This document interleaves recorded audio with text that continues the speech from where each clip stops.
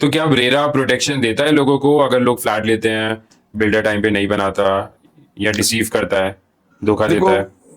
जो भी सरकार के कोई भी ऑर्गेनाइजेशंस बनते हैं, सारी ताकत उन्हें मिलती है, सब कुछ मिलती है, लेकिन जब ये ग्राउंड लेवल पे आते हैं ना, तो ये कमजोर हो जाते हैं। ग्राउंड लेवल पर उतना रहते नहीं है, या इम्प्लीमेंटेशन की सिस्टम की दिक्कत है, या हो सकता है कि इनकी विल पावर आगे मजबूत हो, लेकिन आगे आते हैं डाइल्यूट हो जाती है विल पावर।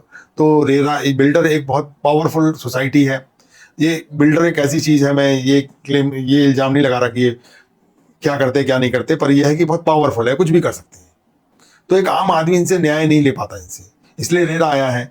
अब रेरा के पास भी इतने केस हैं, वो ऑर्डर कर देते हैं लेकिन इम्प्लीमेंटेशन नहीं होते हैं। रेरा ने ऑर्डर कर दिया बहुत से केस में, जानता हूं कि भाई पेमेंट दे, बिल्डर पेमेंट नहीं करते उसको। अच्छा। हाँ, तो बिल्डर पेमेंट नहीं करेगा तो फिर तो रेरा कुछ एक्शन लेगा? नहीं, लेवल पर हो नहीं पाते एक्शन। ओके। अब लगेगा एक्शन होंगे 20 साल में, 25 साल में, पहले ही 15 साल और फ्लैट मिल रहा, अगले 20-25 साल और जाएंगे। तो मैं तो एज एन इन्वेस्टर अगर फ्लैट में इन्वेस्ट करूं, कहीं से प्रोटेक्टेड ही नहीं हूं मैं तो। लॉ सारे बने हुए हैं, लेकिन इम्प्लीमेंटेशन है वो बहुत बहुत उतना टाइट नहीं है, मतलब उतना डर नहीं है लोगों में। बिल्डर्स को डर नहीं है किसी चीज का। ये बिल्डर में डर पैदा होता है तो ये क्यों दिक्कतें आती? बिल्डर सोचता है मैं पैसे के बल पे सबको खरीद लूंगा मैं, और पैसे हैं भी काफी, और है भी पैसे, और एक आम आदमी से लड़ नहीं सकता। कितना दूर तक जाएगा वो? हाँ, उनके पास बाउंसर है, उनकी टीम है पूरी फौज है उनके पास। तो कहने का मतलब यह है कि बिल्डर से फाइट करना एक आम आदमी, एक फ्लैट ओनर के लिए बहुत मुश्किल काम है। अच्छा, आप ये बता रहे हो बिल्डर के पास बाउंसर है, लड़कियां रखते हैं जो हाथ छोड़ देती हैं, तो आपने देखा एक्चुअली होते हुए? हाँ, देखा, बाउंसर से पिटते देखा है मैंने। बाउंसर मतलब 1-2 करोड़ रुपए लोगों ने लगाए और बाउंसर से पिटाई भी कर दी? हाँ, वाह। मतलब हमारे ऑफिस में अंदर आ कैसे गए तुम? अच्छा। हाँ, हम कह नहीं सकते सर मुझे दिखा दें ये वो कह नहीं सकते मुझे क्या इंस्ट्रक्शन चल रही है, क्यों डिले है। मतलब आपको वार्निंग दे दी जाती है, धमकी दे दी जाती है, ज्यादा करोगे तो पिटाई कर देते हैं? मेरे साथ भी हुआ है। अच्छा। हाँ, उन्होंने बाकायदा बाउंसर ने बहुत अलग मेरी एज देख के मुझे छोड़ दिया, मुझे पीट भी देते हो। अच्छा, मतलब यंग एज में तो आपको पीट देंगे? हाँ, पीट देंगे। तो हम तो गए थे भाई, क्यों नहीं डिले कर रहे, तो बोले ज्यादा बदतमीजी मत करो। बाउंसर आ गए, उठा के जबरदस्ती ले जाके ऑफिस से बाहर फेंक दिया। मतलब तो हर तरह का है, उनके लड़कियां होती है बहुत बदतमीज होती है, जो आप पे चढ़ जाती है। अब आपको डर लगता है कहीं केस वेस ना लगा दे, तो भैया इसलिए बेहतर है कि अपने चुपचाप निकल जाओ। तो पैसे देकर के जो है ना, कहते हैं खुशी मिलेगी, कोई खुशी नहीं मिलती है, बिल्कुल उल्टा बहुत दुख मिलता है इनके पास।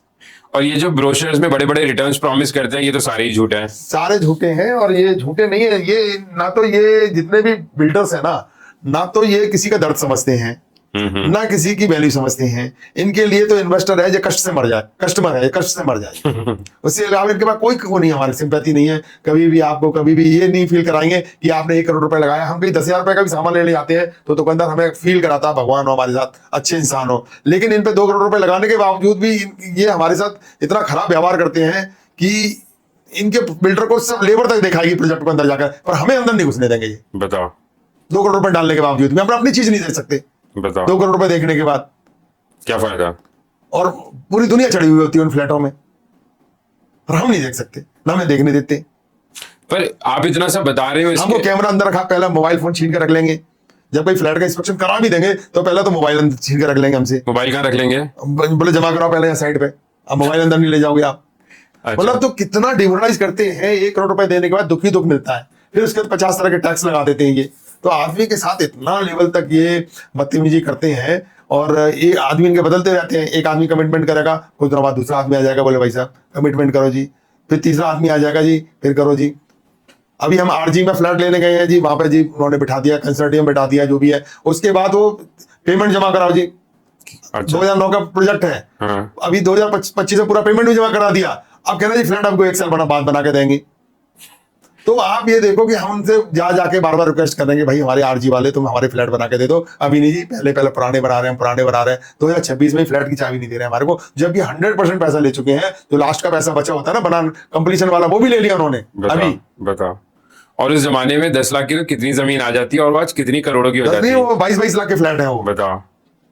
तो जिनको हमने कोशिश की, भाई किसी को हमने एडवाइस किया फ्लैट ले लो, तो आज वो हमें गालियां देते हैं, हमें मारने को दौड़ते हैं हमारे को। हमने कंसल्टेंसी दी तो उसकी सजा अभी तक भुगत रहे हैं। हाँ, तो फायदा किसने उठाया? बिल्डर ने। फायदा किसने उठाया? फाइनेंसरों ने। तो आप ये देखो इनके पास क्या कानून है बताओ? हैं पर वो बचाएंगे नहीं। सरकार के एजेंसी के अंदर आ गया, फिर भी बना के नहीं दे रहे। तो आजकल जो ये लग्जरी अपार्टमेंट्स आ रहे हैं, ये टाइमली डिलीवर कर रहे हैं, बट प्राइसिंग बहुत हाई है। हाँ, ये थोड़ा सा रेपुटेशन के लिए थोड़ा इनकी चिंतित रहते रेपुटेशन हैं, अच्छी, ये गोदरेज Godrej हो गए या बड़ी कंपनियां हैं, तो ये पर ये, लेकिन ये इतना चार्ज कर रहे हैं तो उसमें 3 फ्लैट बना के दे देंगे तो वो अलग तरह का दुख है उनका। मतलब इधर ले लो या उधर ले लो, दुख ही दुख है। दुख ही दुख है इसमें, उनका दुख अलग है, वो इतना खून चूस लेते हैं। हम जनरली अपनी बहुत खराब भाषा में इस्तेमाल करते हैं कि बिल्डर जो है ना, आदमी का 10 दिन बाद भी खून बनना है ना, उसको पहले पी लेते हैं। अच्छा।